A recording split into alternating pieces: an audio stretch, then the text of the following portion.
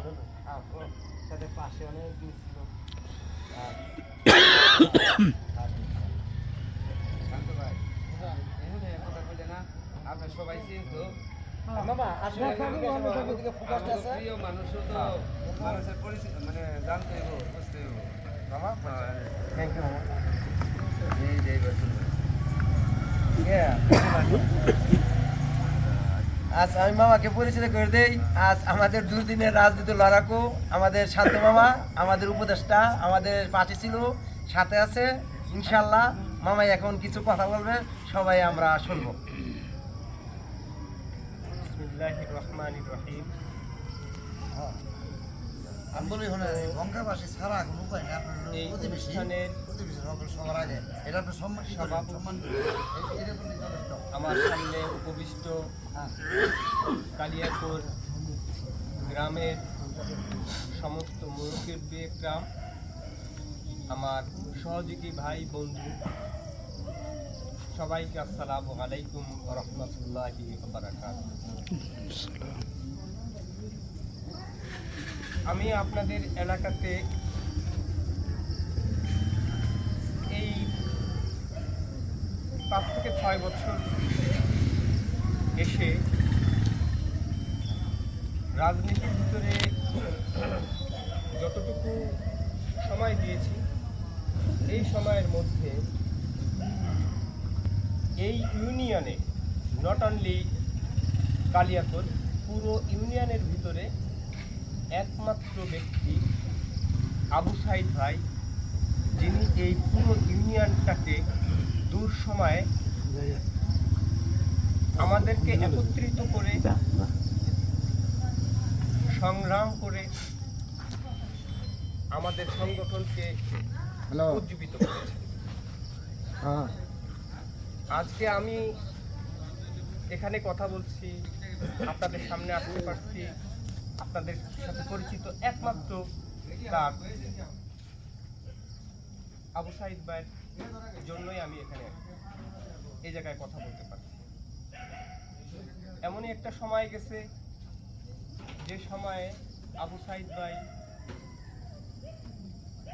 2, 4, 5, 10 জন নিয়ে আমরা সেই সুদূর পল্টনে বিভিন্নভাবে লুকায়ে পলায়ে আমরা যে প্রোগ্রাম করে আসছি, সেই দুর্দিন অতিক্রম করে আজকে আমরা যে জায়গায় পৌঁছাইছি, এখন আমাদের স্বর্ণমুখর সময়। আমরা যদি আবু সাইদ ভাইকে আমাদের ইউনিয়নে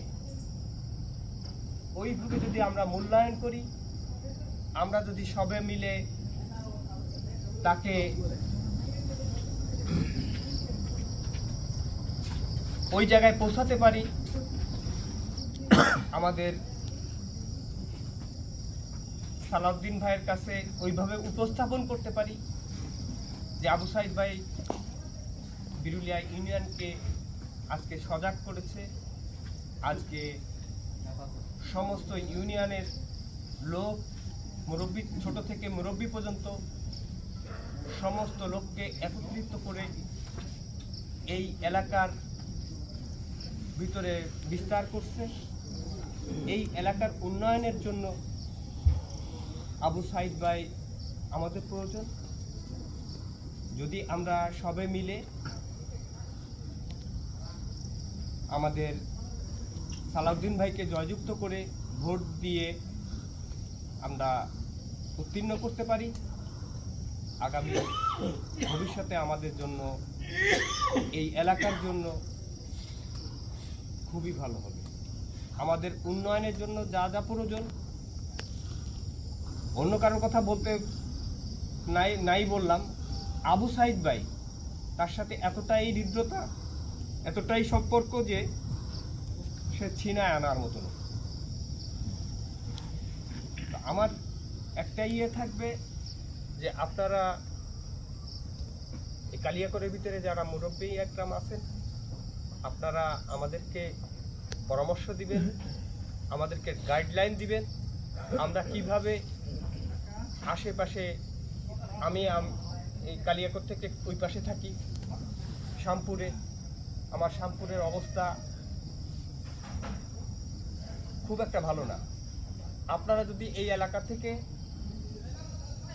শ্যামপুরের দিকে একটু আগান, ওখানে যদি প্রসার হয়, ইনশাআল্লাহ অনেকটা আগায় যাবে।